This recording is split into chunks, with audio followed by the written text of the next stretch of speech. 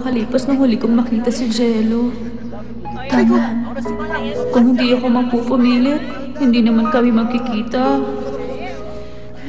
Okay na. Basa mo naman dito. Anong ginagawa mo rito? Naghihintay? Ano?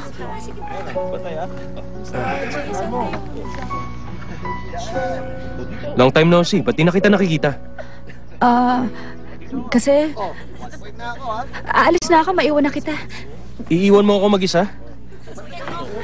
May hinihintay ako. Hindi mo ba ako pwedeng samahan? Okay. Sige. Jello, kumusta yung nilipatan mo? Ayun ba? Okay naman. Maganda yung place. Ganun ba?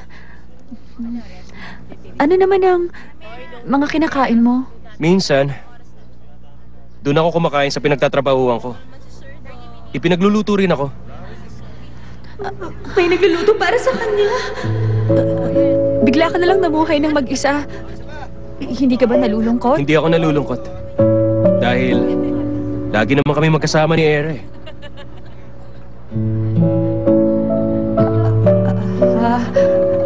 Talaga? Teacher!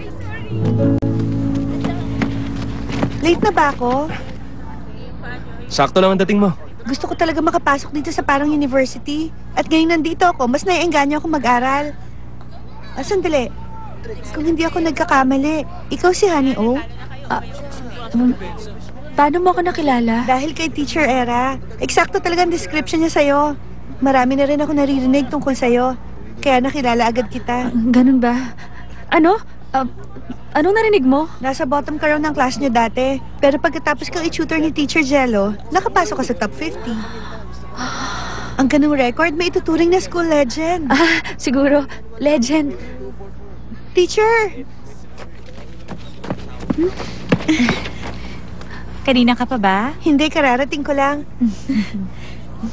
Tinuturuan ako ni teacher ng English. Mathematics naman ang tinuturo sa akin ni Teacher Jello.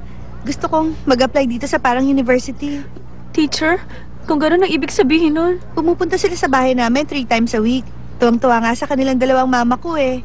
Pinagluluto pa sila ng pagkain. Pansin ko lang, parang hindi kayo close. Hindi ba kayo magkaibigan ni Teacher Era? Kung gano'n, hindi kayo doon nakatira? Hindi rin kayo nagli-live-in? Tama ba? Anong live-in? Kung ano-anong pumapasok dyan sa isip mo. Magandang part-time job ang pagiging tutor. Libre pang pagkain. Jello, halika na. O sige, ingat ka na lang.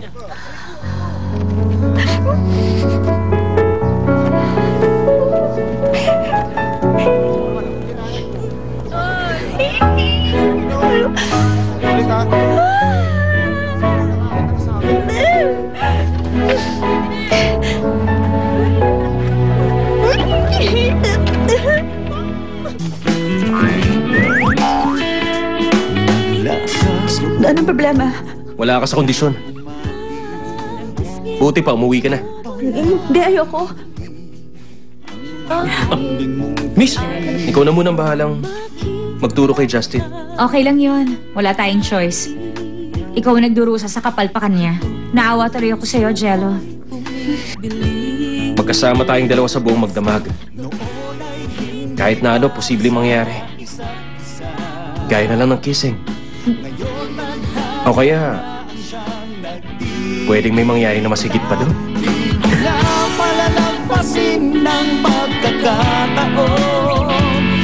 Nani will be buenas.